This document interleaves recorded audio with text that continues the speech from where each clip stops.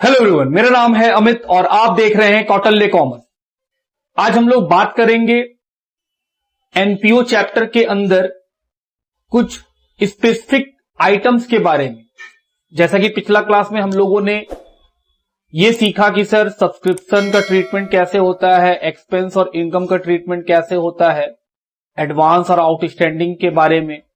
ये सब बात हम लोग पिछले क्लास में डिस्कस किए थे। इसी के साथ फॉर्मेट भी डिस्कस किए थे कि इनकम और एक्सपेंडिचर अकाउंट का फॉर्मेट कैसा होता है। आज हम लोग क्या डिस्कस करने वाले हैं, छोटी छोटी बातों को जब हम लोग सारा बात डिस्कस कर लेंगे तब ये चैप्टर बहुत आराम से बनाया जा सकता है। सबसे पहले आप देख रहे होंगे अपने स्क्रीन के ऊपर कि सर बोर्ड पे आप कुछ लिस्ट ऑफ लायबिलिटीज लिखे। ये वो लायबिलिटीज है जो इन जनरल हम लोग को देखने नहीं मिलता है, इसलिए हमको लिखना पड़ा। हम सिर्फ वो लायबिलिटी का नाम लिखे हैं जो आपको जर्नली ऐसे दिखता नहीं होगा। बाकी क्रेडिटर, बैंक ओवरड्राफ्ट, ये सब तो हम लोग जानते हैं कि हाँ सर बैंक लोन, ये सब लायबिलिटी बहुत ही कॉमन है, डे टू डे लाइफ में बहुत बार सुनने मिलता है, तो पता रहता है ये लायबिलिटी है।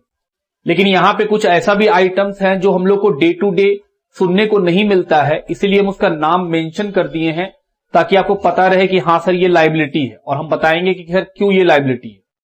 जैसे क्या क्या लिखे हैं, capital fund, legacy, endowment fund, life membership fee, specific donation, funds, advance income, outstanding expenses. ये दोनों तो बहुत कॉमन है, ये तो जानते ही थे हम लोग।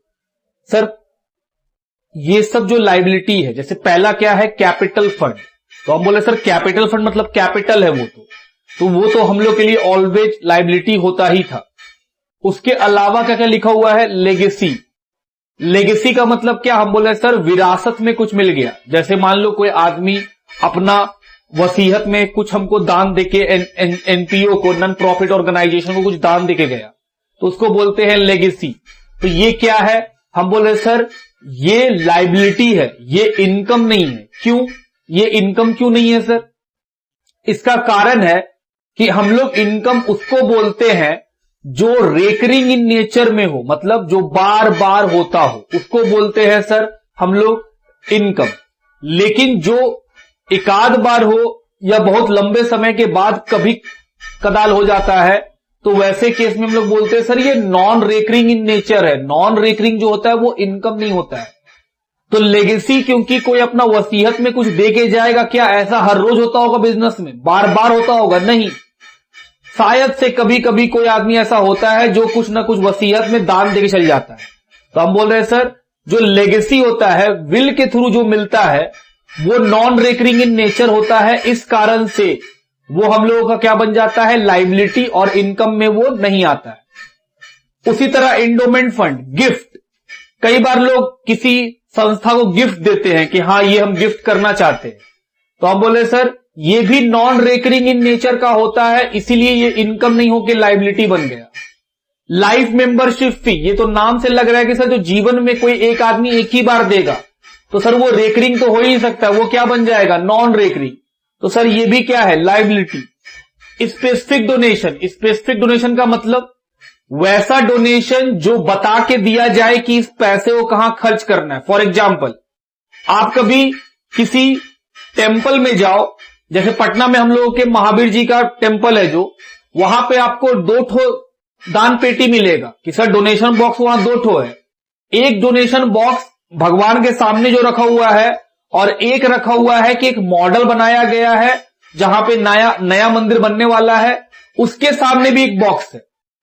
तो दोनों बॉक्स का एक स्पेसिफिक पर्पस है। अगर आप जो भगवान के सामने बॉक्स रखा है उस पर अगर आप पैसा डालते हैं तो वो जनरल डोनेशन है, मतलब उस खर्चे को जो मंदिर का समिति है, जो मंदिर का देखरेख करने वाला है, वो मंदिर के रख रखाव पे, फूल पे, प्रसाद पे, साफ पे, सफाई पे, सैलरी पे खर्चा करता है, वो जनरल डोनेशन है। लेकिन जो मॉडल रखा हुआ है नया मंदिर का कि ये मंदिर बनेगा उसके लिए दान कीजिए, अगर आप उस बॉक्स में डालते हैं तो वो एक स्पेसिफिक डोनेशन है, वो पैसा सिर्फ नया मंदिर को बनाने में खर्चा किया जा सकता है। तो जो स्पेसिफिक होता है उसको हम लोग लायबिलिटी में रखते हैं। क्यों रखते हैं लायबिलिटी में? क्योंकि सर जो पैसा आपको मिल रहा है उसको आप खर्च नहीं कर सकते हैं सिवाय उस स्पेसिफिक पर्पस के, तो वो हम लोग का डे टू डे खर्चा भी यूज नहीं होगा, वो पैसा कहां जाने वाला है सर? वो स्पेसिफिक मंदिर बनाने के लिए। तो स्पेसिफिक डोनेशन जब कलेक्ट होता है तो वो बिजनेस के लिए क्या बन जाता है, संस्था के लिए, इंस्टीट्यूशन के लिए क्या बन जाता है, लायबिलिटी। कि सर इस लायबिलिटी को खत्म करना पड़ेगा, कैसे? मंदिर बनाकर। उसके बाद किसी भी तरह का फंड जो आपको मिलता है, क्योंकि फंड एक स्पेसिफिक चीज के लिए मिलता है, तो कोई भी फंड जो मिलेगा वो हम लोग के लिए क्या बन जाएगा, लायबिलिटी बन जाएगा। कि सर जो फंड होता है वो स्पेसिफिक इन नेचर होता है, किसी पर्टिकुलर काम को करने के लिए दिया जाता है। फॉर एग्जाम्पल, हम एक नॉन प्रॉफिट ऑर्गेनाइजेशन है, हम एक क्रिकेट मैच ऑर्गेनाइज करना चाहते हैं, तो हम लोगों से बोलते हैं कि भाई मैच के लिए पैसा दीजिए। तो हमको लोग जो पैसा देता है वो हम मैच फंड के नाम से रखते हैं। उसका यूटिलाइजेशन कहां होगा सर? मैच करवाने में, और किसी पर्पस के लिए हम उसको यूज नहीं कर सकते हैं। कि सर जो मैच के लिए फंड बनाया गया है वो एक स्पेसिफिक पर्पस है, क्या चीज के लिए? तो मैच करवाने के लिए। तो उसका खर्चा भी कहां पे करने वाले होंगे सर? मैच में करने वाले होंगे। तो जो स्पेसिफिक फंड्स होते हैं उसको हम लोग क्या बोलते हैं सर? ये एक लायबिलिटी है कि सर इसका यूटिलाइजेशन एक अलग पर्पस के लिए किया जाएगा। इसीलिए जो भी फंड हमें मिलते हैं वो क्या बन जाते हैं? लायबिलिटी। अब एडवांस इनकम, ये तो जानते ही है कि सर एडवांस में इनकम मिलेगा तो लायबिलिटी बन जाएगा। और आउटस्टैंडिंग एक्सपेंसेस, जो खर्चा हुआ है उसका अगर हम पेमेंट ना करें तो सर वो आपके लिए एक लायबिलिटी है जिसका नाम है आउटस्टैंडिंग एक्सपेंस। तो ये डिस्कशन हुआ लिस्ट ऑफ लायबिलिटीज का। फिर एक टॉपिक लिख लिए, डोनेशन। डोनेशन को दो हिस्सा में बांट दिए, एक जनरल डोनेशन होता है, एक स्पेसिफिक होता है। आप समझ ही रहे होंगे कि सर जनरल डोनेशन एक इनकम है। जैसे आप किसी मंदिर में जाइए तो आप जब आरती लेते हैं तो आप देखते होंगे कई लोग जब आरती लेते हैं तो 1 रुपया, 2 रुपया, 5 रुपया, 10 रुपया अपनी इच्छा से लोग चढ़ाते हैं। ये क्या है? हम बोले सर ये जनरल डोनेशन की तरह दे रहा है लोग, कि चलो ठीक है 1, 2, 5 रुपया। ये डेली होता है, आप डेली देखोगे मंदिर में कुछ ना कुछ लोग आते हैं 1, 2 रुपया चढ़ा देते हैं। तो वैसे डोनेशन को क्या बोलते हैं? इनकम की। सर ये रेकरिंग है, ये होते रहता है, इसलिए ये क्या है हम लोगों के लिए? इनकम है। लेकिन जो स्पेसिफिक डोनेशन होते हैं, स्पेसिफिक डोनेशन बता के दिया हुआ दान, कि भाई हम ये पैसा इस काम के लिए दे रहे हैं। जैसे मान लो हम मंदिर में गए और हम बोले कि हम इस मंदिर में यहां पे एक पानी का आरओ लगवाना चाहते हैं, हम उस चीज के लिए डोनेशन दे रहे हैं। तो जो पैसा हम बता के दिए कि इससे आरओ लगेगा, वो एक स्पेसिफिक डोनेशन है, वो इनकम नहीं है, वो आपके लिए क्या बन गया? लायबिलिटी। कि जब तक आरओ नहीं लगेगा तब तक वो लायबिलिटी दिखाना पड़ेगा हमको। तो जो स्पेसिफिक डोनेशन होता है बता के दिया हुआ, सर कैसे पता चलेगा जनरल डोनेशन है कि स्पेसिफिक है? क्वेश्चन बताएगा। अगर सिर्फ डोनेशन लिखा है और कुछ नहीं बता रहा है तो हम लोग ये मानेंगे कि सर वो इनकम है। लेकिन वही डोनेशन अगर बता के दे देगा कि donation for building, donation for this, donation for that, तो हम बोले सर अगर बता के दिया किस चीज के लिए डोनेशन दे रहा है तो फिर वो स्पेसिफिक डोनेशन है और क्या बन जाएगा? वो लायबिलिटी बन जाएगा। तीसरा पॉइंट, कैपिटलाइजेशन। कैपिटलाइजेशन का मतलब क्या? हम बोले सर कैपिटलाइजेशन का मतलब होता है कि जो चीज जिस नेचर का होता है उसको अगर कैपिटलाइज करने क्वेश्चन बोल दे तो वो अपना जगह से हटके बैलेंस शीट में आ जाता है। जैसे बता रहे क्या? सब्सक्रिप्शन। हम लोग जैसे जानते हैं कि सर सब्सक्रिप्शन एक इनकम है, हम बोले हां सब्सक्रिप्शन तो इनकम है। क्वेश्चन अगर बोल दे कि सब्सक्रिप्शन को कैपिटलाइज कर लो तो हम बोल रहे हैं कि सर अगर सब्सक्रिप्शन को कैपिटलाइज कीजिएगा तो वो लायबिलिटी बन जाएगा। क्यों? क्योंकि सर इनकम को कैपिटलाइज करने से हमेशा वो क्या बनता है? लायबिलिटी। सर ये कैसे मालूम चलेगा? क्वेश्चन बताएगा, ये बताया नहीं जा सकता। क्वेश्चन अगर बोल दे, चाहे आप कितना भी जानते हो उसके बारे में, अगर क्वेश्चन बोल रहा है कि नहीं इसको कैपिटलाइज कर लीजिए, तो ध्यान रखना क्या है कि इनकम को कैपिटलाइज करने से लायबिलिटी बन जाता है और एसेट्स को कैपिटलाइज करने एक्सपेंस को कैपिटलाइज करने से एसेट्स बन जाता है। जैसा आप देखते भी होंगे एक्सपेंस के बारे में कि सर जो वेजेज हम लोग मशीन के इंस्टॉलेशन पे लगाते हैं, क्वेश्चन बोलता है कि वेजेज को कैपिटलाइज कर लीजिए और कैपिटलाइज करने से वो वेजेज जो एक्सपेंस था वो क्या बन जाता है? एसेट्स बन जाता है, फिक्स एसेट्स के दाम में जुड़ जाता है। तो हम लोग बोल रहे हैं क्वेश्चन अगर कभी आपको ये बोले कि किसी इनकम को कैपिटलाइज कीजिए तो फिर वो इनकम ना रह के क्या बन जाएगा? लायबिलिटी। और अगर क्वेश्चन ये बोलता है कि किसी एक्सपेंस को कैपिटलाइज कर लीजिए, फिर वो एक्सपेंस ना रह के क्या बन जाएगा, एसेट्स। बात समझते हैं आप मेरा? तो ये डिस्कशन हुआ 3 पॉइंट छोटा छोटा कि सर कुछ कुछ लाइबिलिटीज है जो अननोन है हम लोग के लिए, आज हम लोग जानने लिए उसको कि सर ये सारा लाइबिलिटी होता है। डोनेशन के बारे में बात की है हम लोग कि सर डोनेशन का ट्रीटमेंट जनरल डोनेशन में कैसे होता है और अगर कोई स्पेसिफिक डोनेशन है तब कैसे होता है। और तीसरा केस क्या पढ़े कि सर इनकम और एक्सपेंस को कैपिटलाइज करने अगर कभी क्वेश्चन बोल दे तो क्या होगा कैपिटलाइज करने से। हम बोले बहुत सिंपल है, इनकम को कैपिटलाइज करने से वो क्या बन जाएगा, लाइबिलिटी, फिर वो इनकम नहीं होके लाइबिलिटी ट्रीट किया जाएगा। और अगर एक्सपेंस को बोले कैपिटलाइज कर लीजिए तो बहुत ही सिंपल है सर, एक्सपेंस को कैपिटलाइज करेंगे तो वो क्या बन जाएगा, एसेट। पहले आप इतना बात लिखिए फिर आगे बढ़ेंगे। चलिए अगला टॉपिक क्या है हम लोग का, टॉपिक है फंड। फंड क्या है सर, फंड एक लाइबिलिटी है, अभी आप लिखवाएं भी हैं। तो फंड को 2 हिस्सों में बांट दिया गया कि सर फंड आपको मिल सकता है खर्चा करने के लिए, जैसे मान लो हम मैच कराना चाहते हैं तो मैच के लिए जो फंड मिल रहा है सर वो मैच में खर्चा होगा।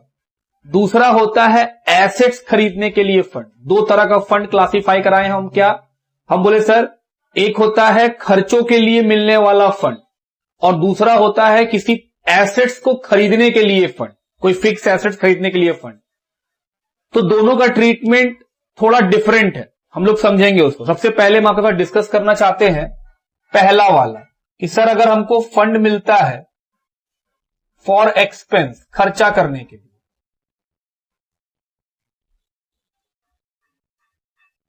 हम पहले इसका ट्रीटमेंट दिखाएंगे बैलेंस शीट में और फिर बात करेंगे कि सर इसका एंट्री क्या होता है। तो पहले बैलेंस शीट पे बात करें।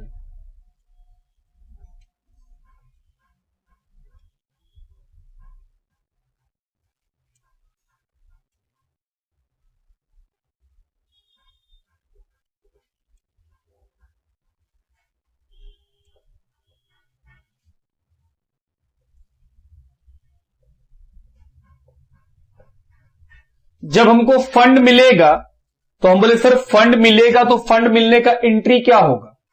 हम बोले सर एंट्री यहां लिखिए,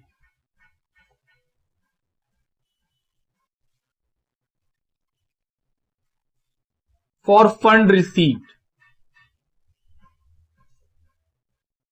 हम बोले सर कोई भी फंड अगर हमको मिलेगा तो पैसा आएगा bank account debit to fund. कोई भी फंड का नाम बताया किस चीज का फंड है।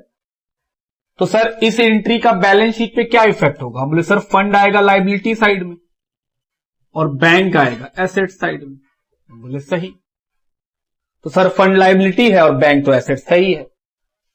अब ये फंड जो हमको मिला है, मान लो क्रिकेट मैच कराने के लिए मिला है, तो हमको तो अभी फंड जमा करना है और क्रिकेट मैच हम 6 महीने के बाद कराएंगे। तो हो सकता है कि पैसा बैंक में रखा रहे या फिर हम इस पैसे को एफडी में ट्रांसफर कर दे, इन्वेस्टमेंट कर दे कि सर ऐसे बैंक में रहेगा तो क्या मिलेगा, 3% 4%। एफडी कर दीजिए, एफडी करने से ज्यादा रेट ऑफ इंटरेस्ट मिलता है। हम बोले बिल्कुल। तो सर हम इस पैसे को, जो फंड का पैसा हमको मिला है अभी अभी, हम इसको क्या कर दिए, इन्वेस्ट कर दिए फॉर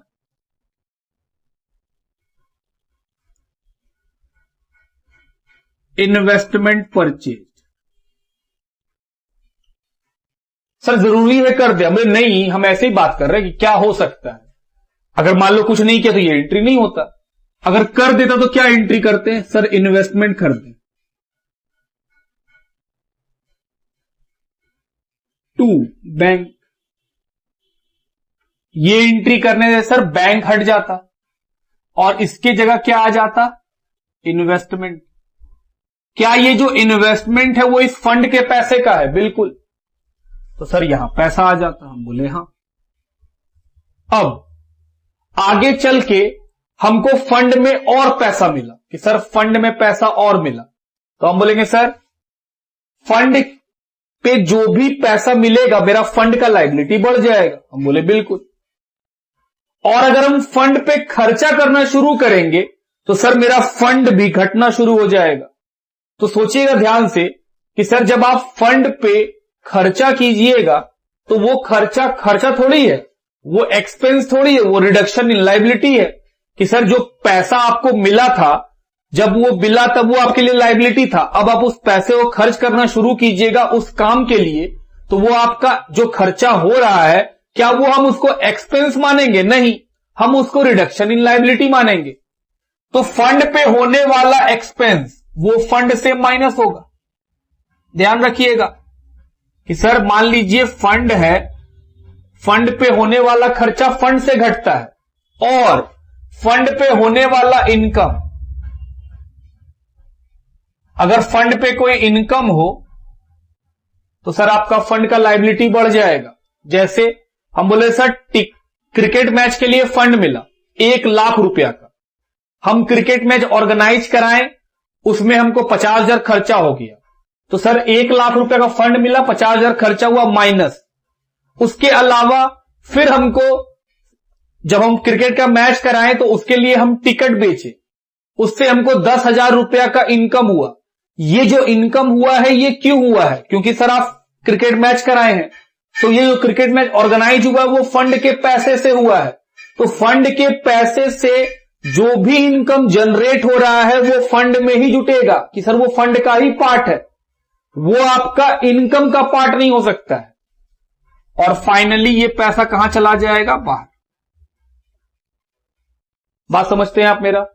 और सर जो इन्वेस्टमेंट है वो एसेट्स में हम लोग का दिखते रहेगा कि सर जो इन्वेस्टमेंट किए वो, सर इन्वेस्टमेंट बेच देंगे तो फिर पैसा आ जाएगा, इन्वेस्टमेंट खत्म हो जाएगा। तो हम आपको यह सिखाना चाहते हैं कि जब हमको कोई फंड मिलता है किस पर्पस के लिए? सर किसी एक्सपेंस को मीट करने के लिए, तो उस केस में फंड लायबिलिटी होता है और उस फंड से जो एसेट्स बनता है, जो इन्वेस्टमेंट बनता है वो एसेट्स रहता है। लेकिन ध्यान रखने लायक बात क्या है कि सर जब हम लोग फंड के ऊपर खर्चा करेंगे तो वो फंड का एक्सपेंस फंड से माइनस होगा, मेरे इनकम एंड एक्सपेंडिचर पे उसका कोई इफेक्ट नहीं है। क्यों नहीं है?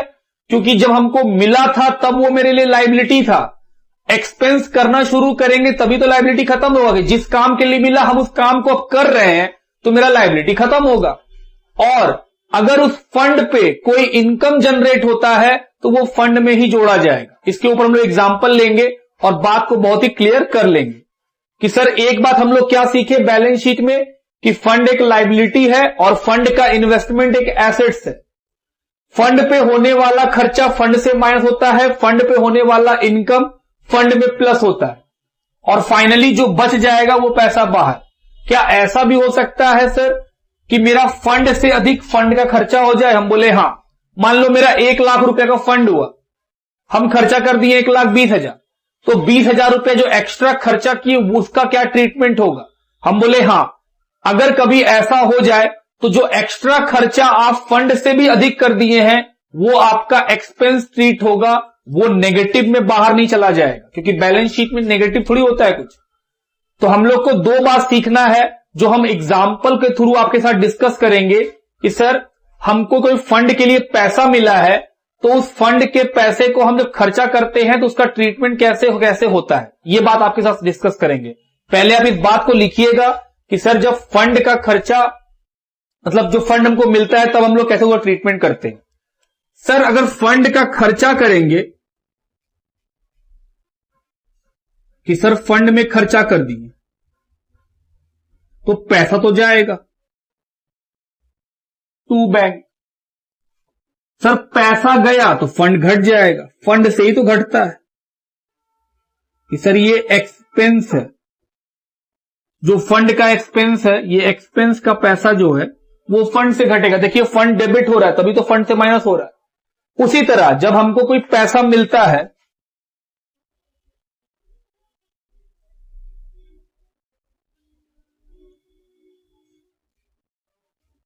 फंड के लिए इनकम होता है तो सर पैसा आता है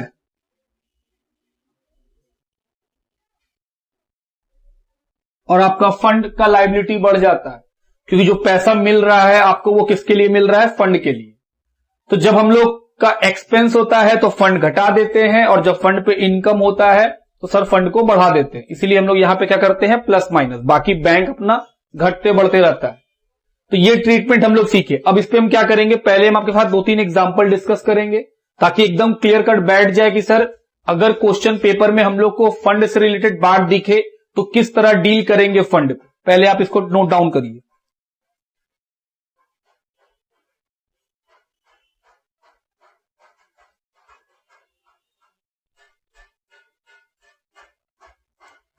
आइए पहला एग्जाम्पल की ओर बढ़े। एग्जाम्पल क्या है कि सर ट्रायल बैलेंस के अंदर मैच फंड है 2 लाख और बैंक का पैसा है 2 लाख रुपया। कि sir 2 lakh debit match, sorry गलती लिखे हैं, मैच फंड क्रेडिट में होगा 2 लाख क्योंकि वो लायबिलिटी है, और बैंक कितने का है 2 लाख। फिर कुछ इंफॉर्मेशन दिया हुआ है, वहां लिखा है मैच फंड एक्सपेंस 1 लाख रुपया, कि सर जो मैच का फंड है उसके लिए खर्चा हुआ है 1 lakh. Sale of match ticket 20,000 और 20,000 रुपया जो मैच ऑर्गेनाइज कराए हैं उसका टिकट बेच के पैसा मिला है। तो सर जो मैच का टिकट बेच के पैसा मिला है वो तो मैच फंड का ही इनकम है। बोले हाँ, क्योंकि जो फंड है उसी से मैच हुआ है और उसको बेच के जो टिकट का पैसा मिला है वो फंड का ही पार्ट है। तो ये सर मैच फंड का इनकम है। बोल रहा है एंट्री करके बताइए क्या होगा और बैलेंस शीट पे क्या इफेक्ट होगा। तो हम बोले सर एंट्री तो बस इन दोनों का होगा क्योंकि जो ट्रायल बैलेंस के अंदर है उसका एंट्री तो ऑलरेडी रिकॉर्डेड है, और दूसरा काम क्या करना है हम लोग को बैलेंस शीट में। बोले चलिए शुरू करते हैं, एंट्री का बात कर ले पहले।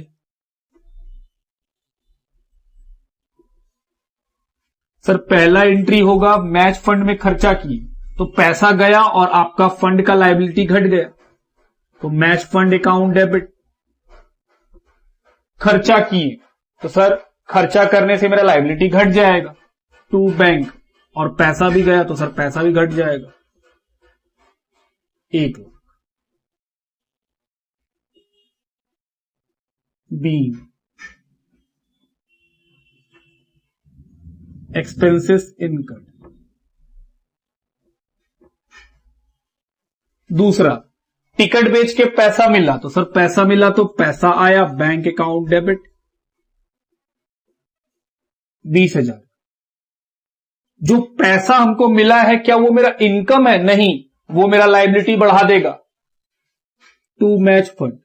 सर लायबिलिटी क्यों बढ़ाएगा? क्योंकि भाई जो पैसा से आप मैच कराए हो वो आपका लायबिलिटी था, तो लायबिलिटी के पैसे से आप पैसा कमाइएगा तो लायबिलिटी ही बढ़ेगा आपका, वो आपका इनकम थोड़ी हो जाएगा। 20,000। बी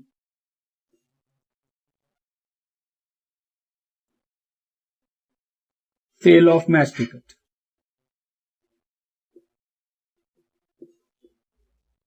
दो चीज हो गया। अब क्या बनाना है? Balance sheet. तो आइए बैलेंस शीट बनाएं। सर बैलेंस शीट में क्या होगा? हम बोले देखो मैच फंड कितना है 2 लाख और बैंक कितना है 2 लाख, तो एसेट्स लायबिलिटीज तो लिख लेंगे हम लोग।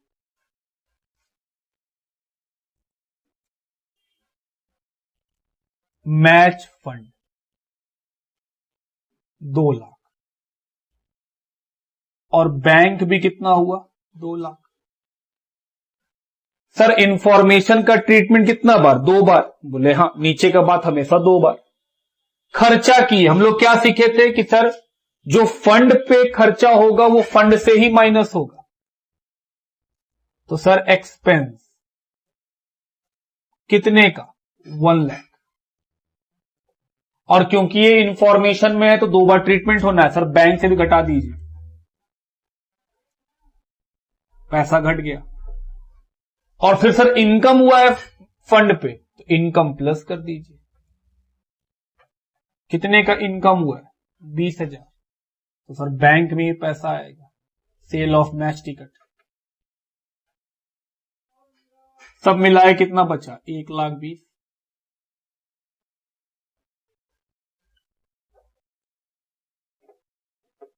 खत्म।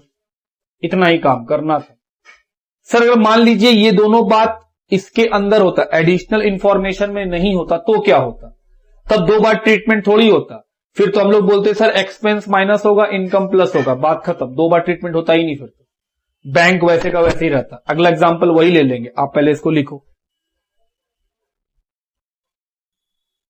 Example number 2, match fund 2 lakh का है, बैंक 2 लाख का है, मैच एक्सपेंस किए हैं 1 लाख का, सेल ऑफ मैच टिकट 20,000 का। इस बार इंफॉर्मेशन में कुछ नहीं है, सारा बात कहां पे है, तो हम बोले सर सारा बात जो है वो हम लोगों का इसके अंदर है, ट्रायल बैलेंस के अंदर, तो एक ही बार ट्रीटमेंट होना है।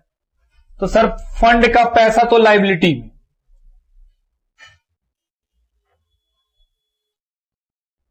कितने का है, 2 लाख। अगला नाम है बैंक, कितने का है, 2 लाख। आइए, मैच एक्सपेंस 1 लाख, जैसा हम लोग सीखे थे कि सर फंड से रिलेटेड जो भी खर्चा होगा वो फंड से माइनस होगा और फंड से रिलेटेड जो भी इनकम होगा वो फंड में ही प्लस होगा। तो फंड से रिलेटेड एक्सपेंस कितना है सर, एक्सपेंस है 1 लाख, तो फंड से माइनस होगा। और फंड से रिलेटेड इनकम कितने का है, 20,000, तो सर बाहर निकलेगा 1,20,000। ये बात भी क्लियर हो रहा है कि सर हम लोग ये भी देख लिए कि इंफॉर्मेशन अगर एडिशनल में रहता है तब कैसे ट्रीट करते हैं, और अगर सब कुछ ट्रायल बैलेंस के अंदर रहे तो कैसे ट्रीट करते हैं। ये था हम लोग का सेकेंड एग्जांपल। लिखिए, चलिए एग्जांपल नंबर 3, मैच फंड है 2 लाख, मैच फंड इन्वेस्टमेंट भी है 2 लाख, मैच एक्सपेंस है 2,50,000, सेल ऑफ मैच टिकट है 20,000। इंफॉर्मेशन में कुछ नहीं है तो सर एंट्री तो होगा नहीं। फिर बैलेंस शीट पे क्या इफेक्ट होगा, सर मैच फंड कितना है, हम बोले 2 लाख, और बैंक नहीं है, क्या है, match fund investment,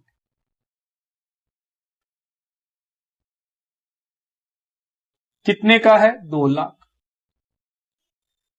match fund expense क्या करेंगे सर, फंड से माइनस, और सेल ऑफ टिकट फंड में प्लस, क्योंकि सर फंड का इनकम फंड में ही आता है और फंड का एक्सपेंस फंड से ही माइनस होता है। इस बार आप देखो ध्यान से कि सर 30,000 माइनस में बचा है। इससे पहले का दोनों क्वेश्चन में पैसा प्लस में था, बाहर कर देते थे, लेकिन इस बार किस में आ गया, माइनस में। ध्यान से सुनिएगा, अगर कभी ऐसा हो कि फंड नेगेटिव आ जाए तो जो नेगेटिव अमाउंट होगा वो हम लोगों का एक्सपेंडिचर ट्रीट किया जाएगा, कि जो खर्चा फंड से भी अधिक हो गया वो एक्चुअल में फिर खर्चा ही माना जाएगा। जैसे मेरे पास फंड का पैसा कितना था, 2 लाख रुपया, और इनकम हुआ 20, 2,20,000, तो जो 2,20,000 का मेरा लायबिलिटी है वहां तक जो खर्चा करेंगे वो लायबिलिटी में ही माइनस होगा। लेकिन अगर हम लोग लायबिलिटी जितने का है उससे अधिक एक्सपेंस कर दें तो जो अधिक वाला पोर्शन होगा उसको हम लोग एक्सपेंस में ट्रांसफर कर देंगे। मतलब जब इनकम एंड एक्सपेंडिचर अकाउंट बनाया जाएगा तो उसे एक्सपेंडिचर अकाउंट में साइड में ट्रांसफर कर दिया जाएगा। तो ये जो नेगेटिव आ गया है ये कहां जाएगा, हम बोले सर ये इनकम एंड एक्सपेंडिचर अकाउंट के डेबिट साइड में जाएगा। ये खर्चा है, डेबिट साइड, ये खर्चा है। तो आपके दिमाग में अब ये बात भी चला गया होगा कि सर अगर कभी ऐसा हो कि फंड का पैसा नेगेटिव हो जाए तो जो नेगेटिव वाला पोर्शन है वो बैलेंस शीट में नहीं आता है, वो एक्सपेंडिचर है, वो कहां चला जाएगा, इनकम एंड एक्सपेंडिचर अकाउंट के डेबिट साइड में। क्योंकि हम लोग का लायबिलिटी जहां तक है वहां तक ही हम खर्चा करेंगे तो बोलेंगे लायबिलिटी खत्म हो रहा है।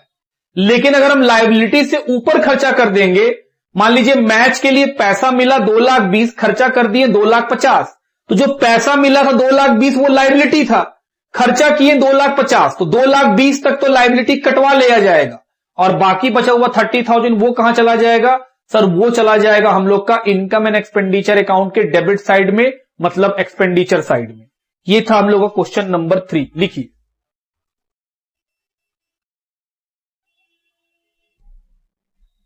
आइए एग्जाम्पल नंबर 4 की तरफ देखें। क्वेश्चन क्या है, मैच में फंड है, मैच फंड है 2 लाख का, इन्वेस्टमेंट भी है 2 लाख का, मैच एक्सपेंस 1,50,000 का, सेल ऑफ मैच टिकट 20,000 का। फिर एक एडिशनल इंफॉर्मेशन है, लिखा है इंटरेस्ट ऑन इन्वेस्टमेंट अक्रूड 10,000। बोल रहा है जो मैच फंड का इन्वेस्टमेंट है उसमें कितना का इंटरेस्ट अक्रू किया है, 10,000 का। बोल रहा है बताइए बैलेंस शीट कैसे बनेगा। हम लोग एंट्री भी कर सकते हैं किसका, जो एडिशनल में है। तो हम बोले सर आइए पहले बात करें क्या क्या कौन कहां जाएगा। मैच फंड 2 लाख, इन्वेस्टमेंट भी कितना, हम बोले सर 2 लाख। उसके बाद आप चाहो तो इसको अंदर लिख लो क्योंकि इसका ट्रीटमेंट अभी बाकी है इंटरेस्ट का। एक्सपेंस 1,50,000 और सर एक इनकम है 20,000, ये हो गया। अब नीचे इंफॉर्मेशन है कि इन्वेस्टमेंट पे 10,000 का इनकम अक्रू हुआ है, इंटरेस्ट अक्रू हुआ है। तो इंटरेस्ट अक्रू हुआ है, एंट्री क्या होगा सर, इंटरेस्ट अक्रू हुआ है तो एंट्री होगा इन्वेस्टमेंट अकाउंट डेबिट, आपका एसेट्स बढ़ जाएगा टू इंटरेस्ट। हम बोले हाँ ये एंट्री होगा। लेकिन फिर हमको याद आया कि सर आप तो बोले थे कि फंड पे होने वाला इनकम फंड में ऐड होता है, वो इनकम की तरह ट्रीट होता ही नहीं है। तो जो इन्वेस्टमेंट मैच फंड इन्वेस्टमेंट है वो तो फंड का ही पैसा से लिया गया है। तो अगर वो फंड के पैसा से लिया गया है तो उस पे होने वाला इनकम फंड में जाएगा, ना कि इनकम एंड एक्सपेंडिचर अकाउंट में इनकम की तरह दिखलाया जाएगा। याद रखिएगा, फंड पे होने वाला इनकम फंड में ऐड होता है, आपका लायबिलिटी बढ़ते चला जाएगा, आप उससे अपना लायबिलिटी हटा नहीं सकते हैं। जैसे अगर हमको 2 लाख रुपया मिला है और हम उस 2 लाख रुपया का मैच ना करा के कहीं इन्वेस्टमेंट कर दिए हैं और हम उस इन्वेस्टमेंट से पैसा कमा रहे हैं और ये बोले कि नहीं नहीं वो तो इनकम है, तो गलत, ऐसा आप नहीं कर सकते हैं।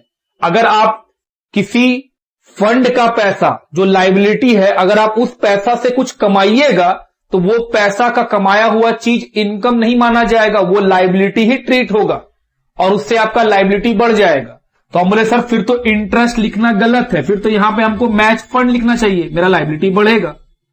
हम बोले बिल्कुल मेरा लायबिलिटी बढ़ेगा कि सर 1 लाख रुपया का 10,000 का इन्वेस्टमेंट बढ़ जाएगा और आपका लायबिलिटी बढ़ जाएगा। इन्वेस्टमेंट क्यों बढ़ जाएगा, क्योंकि सर इन्वेस्टमेंट पे इंटरेस्ट मिलना बाकी है, तो जो मेरा इन्वेस्टमेंट 2 लाख का है 10,000 रुपया हमको उस पर और मिलेगा, तो मेरा इन्वेस्टमेंट कितने का हो जाएगा, 2,10,000 का। तो सर एक तो यहां प्लस कर दीजिए अक्रूड 10,000 का,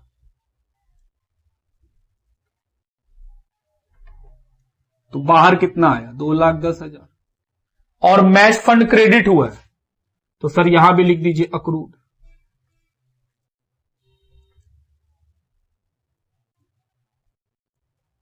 जोड़ के प्लस माइनस करके बाहर 80,000 पॉजिटिव आया तो किसमें लिखे हैं, बैलेंस शीट में।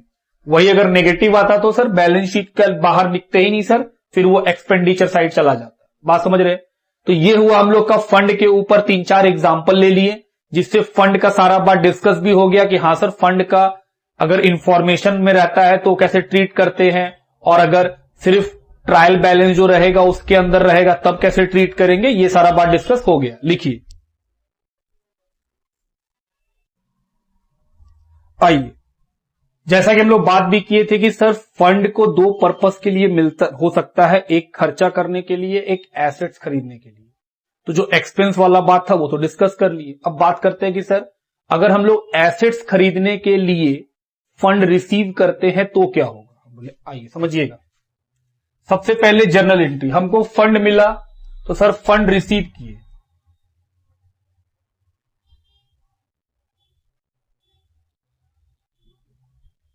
एंट्री क्या होगा, पैसा आया, bank account debit to fund, तो सर ये एंट्री हो गया। उसके बाद फिर हम लोग एसेट्स खरीदे, फॉर परचेज ऑफ एसेट्स,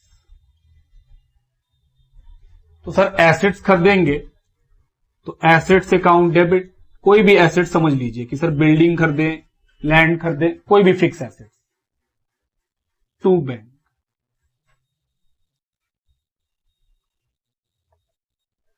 जब एसेट्स खरीद लेंगे तो सर एसेट्स खरीद लेंगे तो मेरा जो फंड का लायबिलिटी था वो खत्म होना चाहिए। हम बोले बिल्कुल।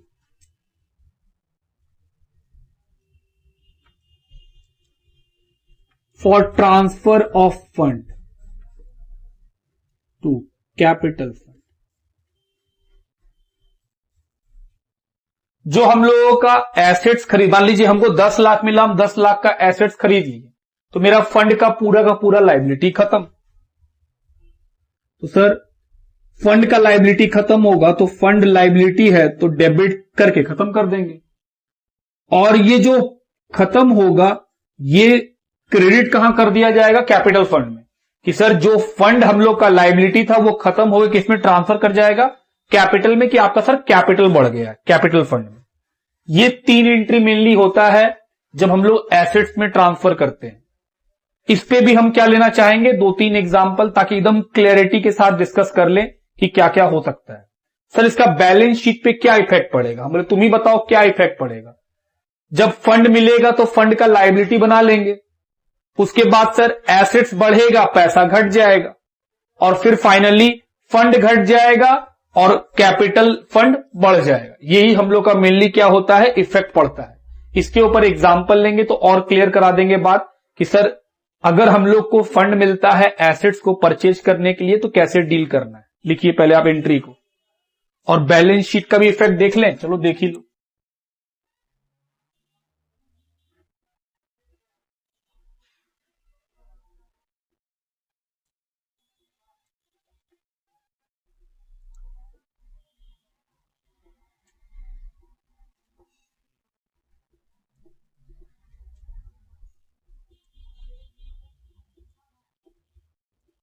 बताओ पहला एंट्री से क्या इफेक्ट पड़ा? सर लायबिलिटी बन गया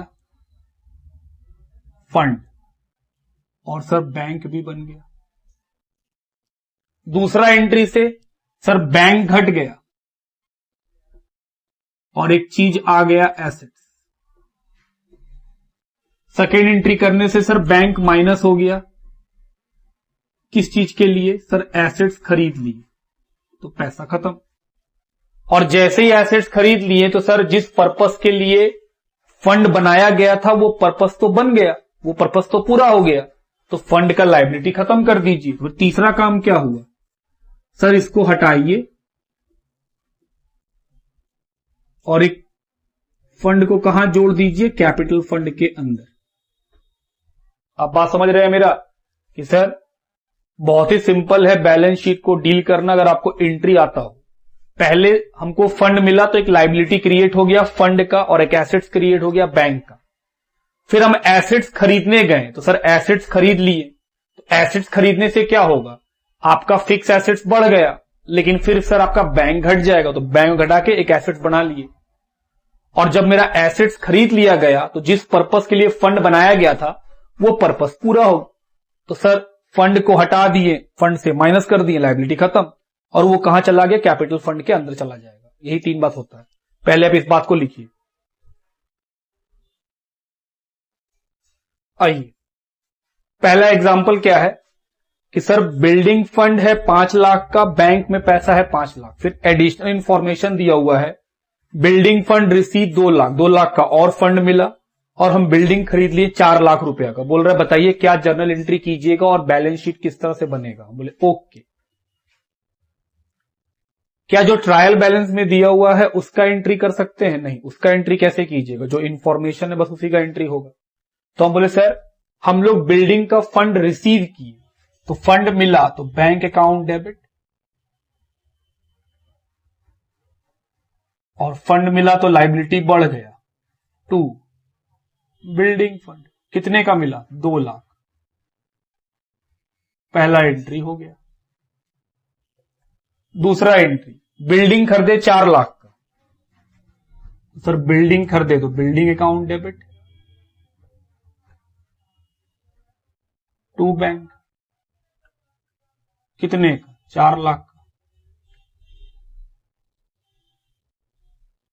और जैसा कि हम लोग सीखे कि सर जैसे ही आप फंड का इस्तेमाल जिस एसेट्स को खरीदने के लिए फंड मिला था उसके लिए उस एसेट को खरीद लीजिएगा, तो फिर आपका फंड का लायबिलिटी माइनस हो जाएगा, क्योंकि आप तो बिल्डिंग खरीद ली है। हम बोले हाँ। अब ये देखना है कि मेरे पास बिल्डिंग के लिए फंड कितने का है, 5 लाख का पहले से था, 2 लाख का और मिला, तो सब मिला के मेरे पास बिल्डिंग का फंड कितना है? 7 लाख। लेकिन हम बिल्डिंग कितने खरीदे हैं? 4 लाख। 7 लाख का फंड मिला, हम 4 लाख का बिल्डिंग खरीदे, तो क्या मेरा जो 7 लाख का फंड का लायबिलिटी है वो सारा खत्म होना चाहिए, या फिर हम सिर्फ 4 लाख का भी खरीदे हैं तो सर सिर्फ 4 लाख का खत्म होना चाहिए, बाकी का 3 लाख का लायबिलिटी रहेगा जब तक आप बिल्डिंग और 3 लाख का नहीं खरीद लीजिएगा? हम बोले हाँ। क्या लगता है सर? सिर्फ 4 लाख का ही लायबिलिटी कैंसिल होना चाहिए, क्योंकि अभी आप एसेट सिर्फ 4 लाख का खरीदे हैं, जबकि पैसा तो आपको 7 लाख रुपया मिला था। 3 लाख का लायबिलिटी वैसे ही रहेगा जब तक आप एक और बिल्डिंग 3 लाख या उससे अधिक का ना खरीद ले। हम बोले बिल्कुल सही आप बोले। तो सर फंड को कैंसिल करेंगे, एंट्री होगा बिल्डिंग फंड डेबिट 4 लाख। क्यों 4 लाख? क्योंकि सर फंड ज्यादा का था, एसेट्स कम का खरीदाया तो फंड बच गया। 2 कहां ट्रांसफर करेंगे? Capital fund. अच्छा हो गया बात। अब बात उठता है कि सब बैलेंस शीट में कैसे दिखलाएंगे? बिल्डिंग फंड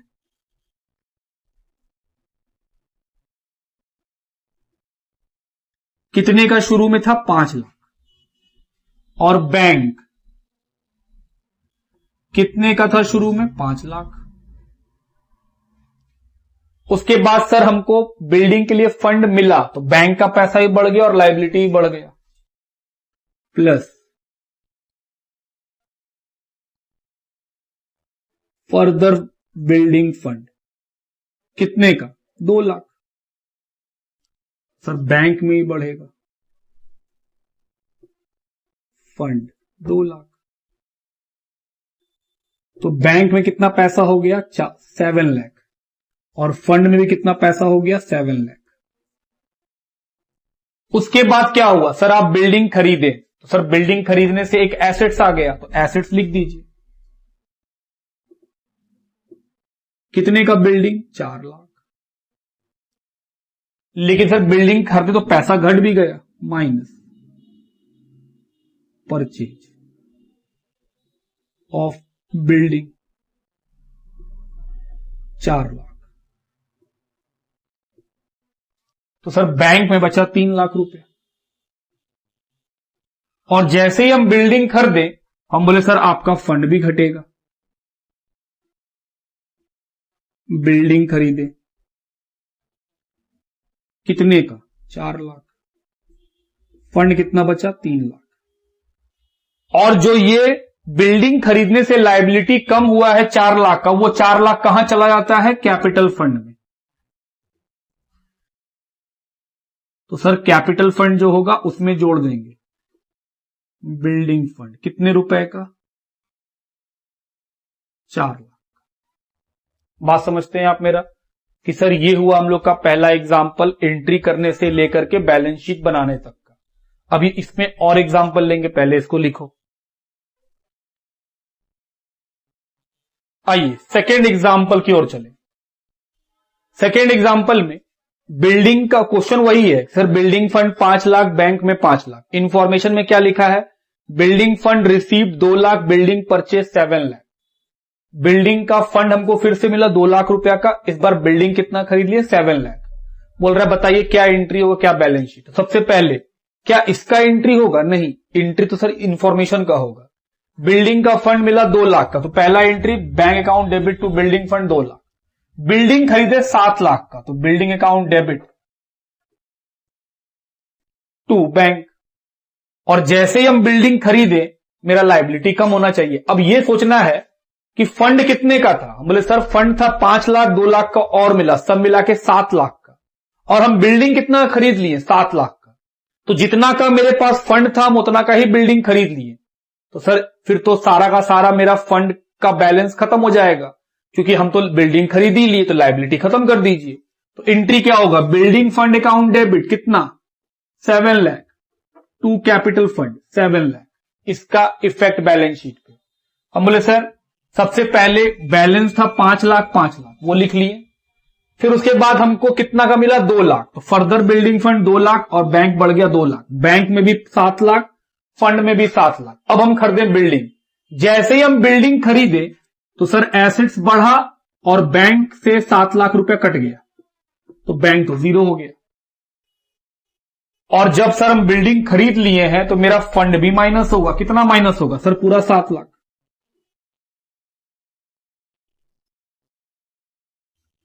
और वो फंड कहां चला जाएगा? कैपिटल फंड में जाके ऐड हो जाएगा। बस यही ट्रीटमेंट था।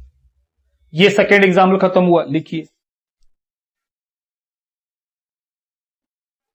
Example number 3।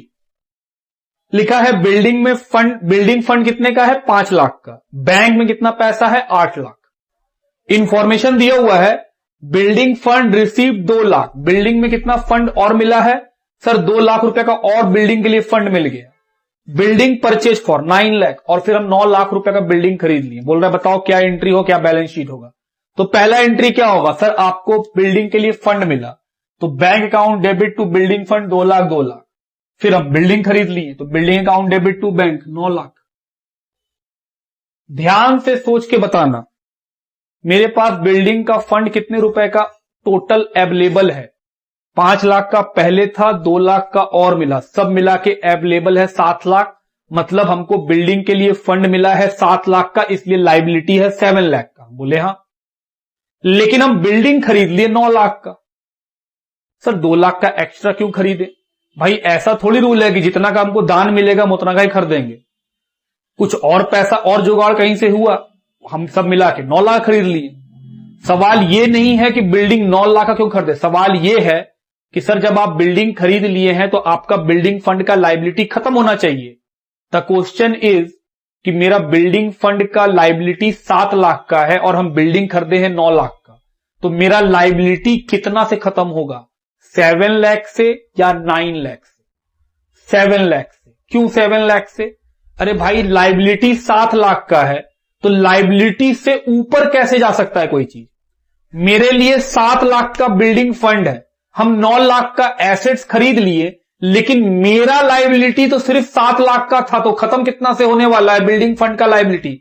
सिर्फ 7 लाख।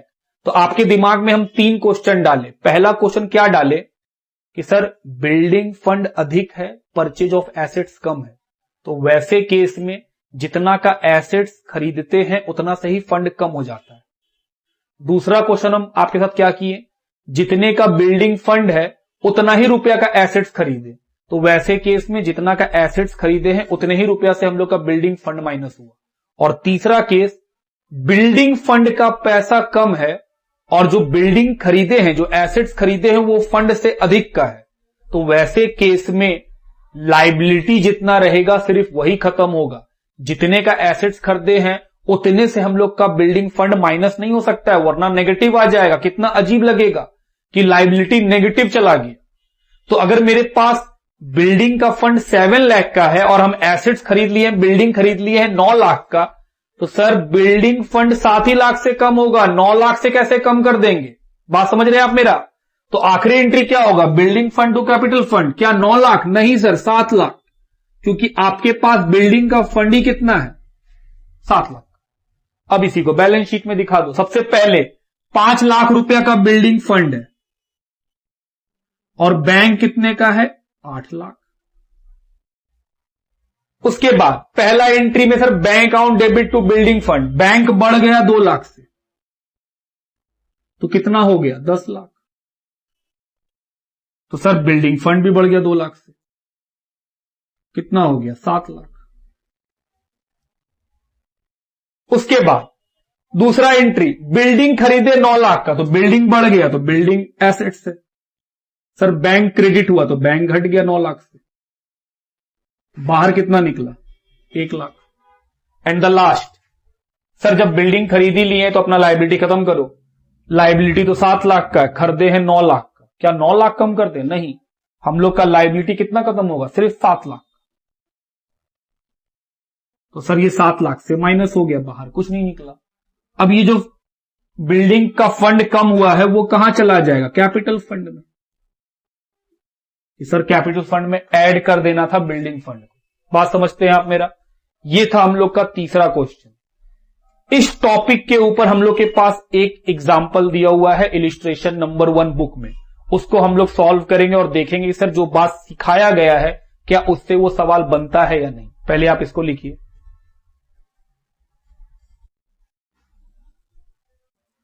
आइए इलिस्ट्रेशन नंबर 1 की ओर चलें। लिखा है उज्जवल club was holding a building valued 10 lakh as on 31st of March 2014। बोल रहा है कोई उज्जवल क्लब है जिसके पास एक बिल्डिंग है, कितने रुपए का बिल्डिंग है? 10 लाख का। बिल्डिंग फंड स्टैंड 8 लाख और बिल्डिंग का फंड कितने का है? 8 लाख का। And cash at bank 15 lakh और बैंक में कितना पैसा पड़ा हुआ है? 15 lakh. As on 1st of April 2014, ये साल के शुरुआत का बात है। During the year 2014-15 donation received for the building 20 lakh. लीजिए बिल्डिंग फंड में कितना पैसा मिला? और 20 लाख। शुरू में कुछ बैलेंसेस बताया, जो बैलेंसेस बताया क्या उसका एंट्री होता है? नहीं। फिर लिखा है बिल्डिंग के लिए हमको इस साल 20 लाख रुपया का फंड मिला। Give the journal entry and effect in the balance sheet as on 31st of March 2015।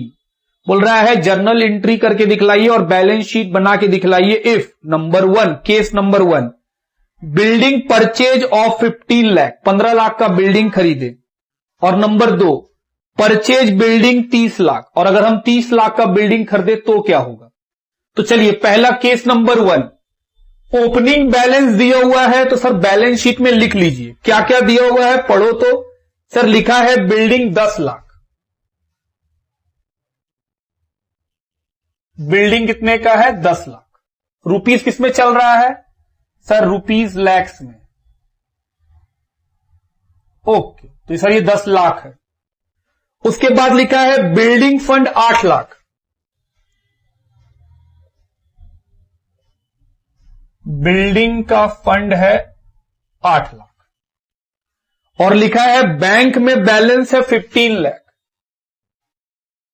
Bank का बैलेंस बताया है 15 लाख। इसका तो एंट्री हो नहीं सकता है क्योंकि ये सर ये ओपनिंग बैलेंसेस है, पिछले साल एंट्री हो चुका होगा, हम लोग तो इस साल का बात कर रहे हैं। अब इस साल क्या हुआ? लिखा है हमको बिल्डिंग फंड के लिए पैसा मिला 20 लाख का, तो पहला एंट्री क्या करोगे? सर पहला एंट्री होगा पैसा मिला तो bank account debit, 2 building fund. Sir आपका लायबिलिटी बढ़ गया कितने रुपए से? 20 लाख। बी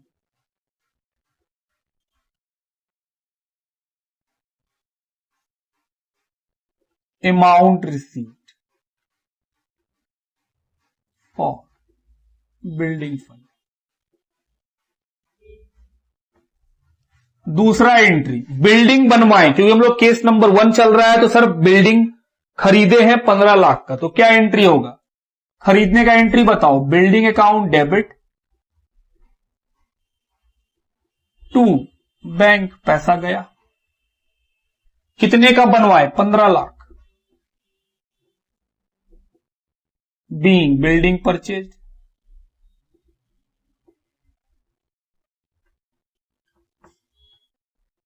और सर जब बिल्डिंग खरीद लिए हैं तो हम लोगों को क्या करना पड़ता है? सर हम लोगों को ट्रांसफर करना पड़ता है क्या? बिल्डिंग फंड का लायबिलिटी खत्म करके उसको कैपिटल फंड में। तो इससे पहले हम लोग ट्रांसफर करें, पहले ये तो जाने कि सर पहला एंट्री किए पैसा आया, हम बोले हाँ, प्लस आपको बिल्डिंग का फंड मिला, कितना मिला? 20 लाख। तो पैसा कितना हो गया? हम बोले 35 लाख। तो सर मेरा तो बिल्डिंग का फंड भी बढ़ गया, प्लस रिसीप्ट, कितने का रिसीव हुआ? 20 लाख। कितना बन गया? दूसरा एंट्री बिल्डिंग खरीदे, तो सर बिल्डिंग खरीदे तो बिल्डिंग बढ़ जाएगा 15 लाख, प्लस परचेज 15 लाख का, कितना बन गया? 25, और पैसा घट गया परचेज कितने का? तो सर पैसा निकला बाहर में 20 लाख। तो हम लोग बिल्डिंग खरीदे हैं 15 लाख का, मेरे पास फंड कितने का है? 28 लाख का। क्या पूरा 28 लाख का बिल्डिंग फंड खत्म हो जाएगा? नहीं, हम लोग तो सिर्फ 15 लाख का खरीदे हैं सर, तो माइनस कहां ट्रांसफर कर देंगे? कैपिटल फंड में। और बाहर कितना रह जाएगा लायबिलिटी? 13 लाख रुपया का। ये 13 लाख रुपया सर रहेगा और कैपिटल फंड में कितना जुड़ जाएगा? कैपिटल फंड में जुड़ जाएगा बिल्डिंग फंड। कितने का? 15 लाख रुपया का। बस। तो सर ये एंट्री कर लो, बिल्डिंग फंड अकाउंट डेबिट। जितना रुपया का एसेट्स खरीदे हैं उतना रुपया से हम लोगों का लायबिलिटी फॉर बिल्डिंग फंड खत्म हो गया और वो पैसा कहां चला गया? कैपिटल फंड में। बी बिल्डिंग फंड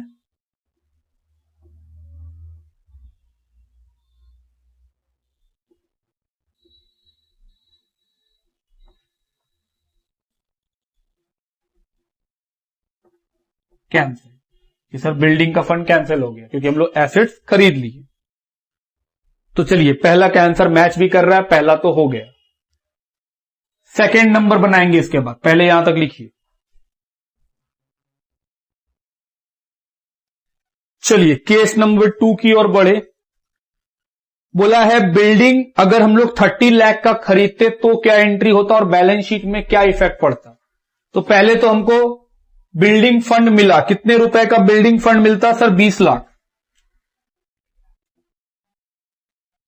और हम लोग सर बिल्डिंग खरीदे 30 लाख का, तो बिल्डिंग अकाउंट डेबिट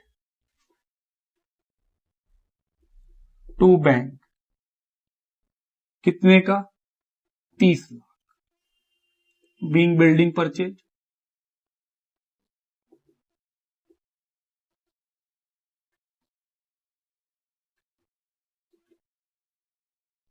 हम लोग के पास ऑलरेडी बिल्डिंग फंड का बैलेंस कितने का था? बिल्डिंग फंड का ऑलरेडी बैलेंस था 8 लाख का और बिल्डिंग का बैलेंस कितने का था? 10 लाख का। बिल्डिंग का बैलेंस था 10 लाख का और बैंक का भी बैलेंस था 15 लाख का। इस एंट्री को इनकॉर्पोरेट करते हैं, क्या क्या इफेक्ट पड़ा। बैंक बढ़ा, बिल्डिंग का फंड बढ़ा। रिसिप्ट हुआ 20 लाख। कितना बन गया ये? 28। और सर बैंक में भी पैसा आ गया, बिल्डिंग फंड के लिए पैसा मिला 20। कितना बन गया? 35। दूसरा एंट्री बिल्डिंग खरीदे तो बिल्डिंग इंक्रीज कर गया, प्लस परचेज। कितने का खरीदे हैं? 30 लाख। तो बिल्डिंग हो गया 40 लाख का। खरीदने से सर पैसा घट गया कितने रुपए से? 30 लाख। कितना बचा? 5 लाख रुपया। अब सर हम लोग को तीसरा एंट्री करना पड़ता है कि सर जो क्योंकि हम लोग बिल्डिंग खरीद लिए हैं तो हम लोग का लायबिलिटी कम हो जाएगा। तो building fund account debit to capital fund. Being building fund transfer to capital fund.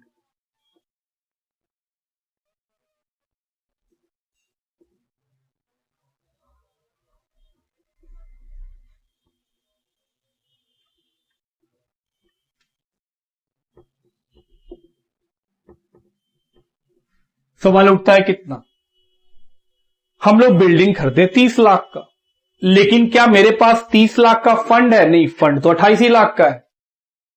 तो मेरे पास लायबिलिटी है 28 लाख का। हम मैक्सिमम कितना लायबिलिटी कैंसिल कर सकते हैं? सिर्फ 28 लाख।